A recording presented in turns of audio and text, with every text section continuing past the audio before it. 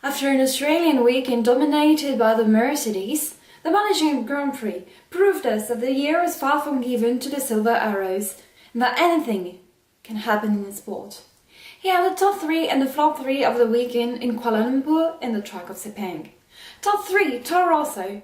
They showed us they were the best Renault team during the race and that their driver don't get points only by luck. Both of their cars finished ahead of the Red Bull ones. Carlos Sainz Jr., who started P15 and finished P8 with a very good pace during the race, and Max Verstappen making history again by scoring points at 17 years and 180 days old. He showed us a lot of great moves while overtaking his teammate or even overtaking Daniel Ricciardo. Toro Rosso doesn't have this impression Red Bull has, and that led them working safely with the Dr. Helmut Marko only pressure.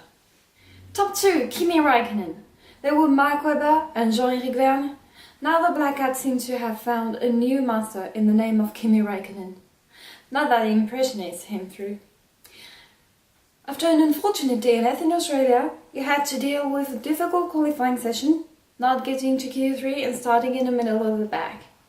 And then he was hit by Marcus Ericsson, got a disastrous puncture which might have damaged his car, and got stuck by Roberto Merhi behind the safety car. And he still managed to finish in 4th position, driving like he used to, starting from the bottom and arrive to the top.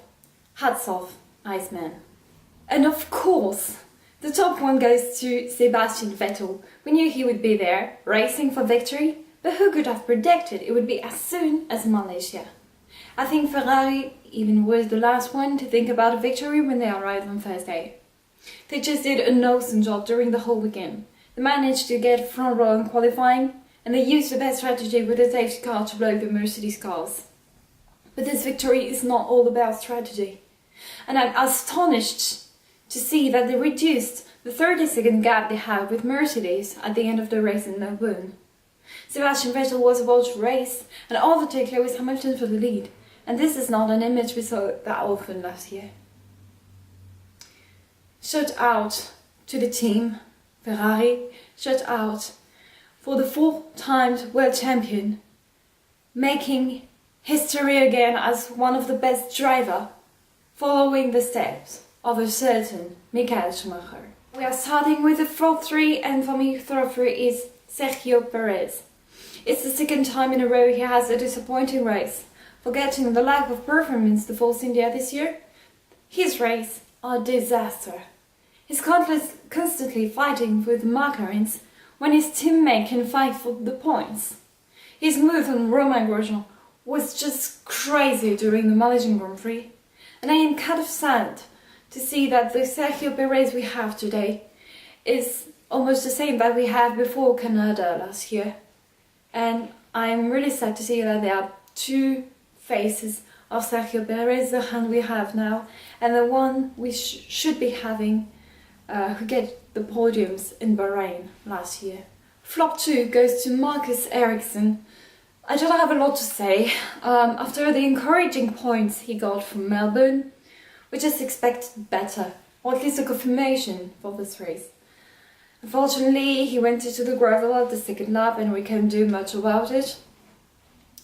It's just very disappointing for this driver, who is more in danger than ever for his seat after what happened with Van der Garde.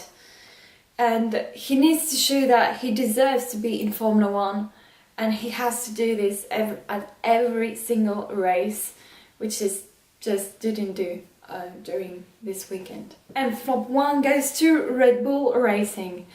I'm not going to talk about Christian Horner's words. All I have to say is it's pretty ironical coming from a team like Red Bull, which in 10 years of existence has been 4-time world champion.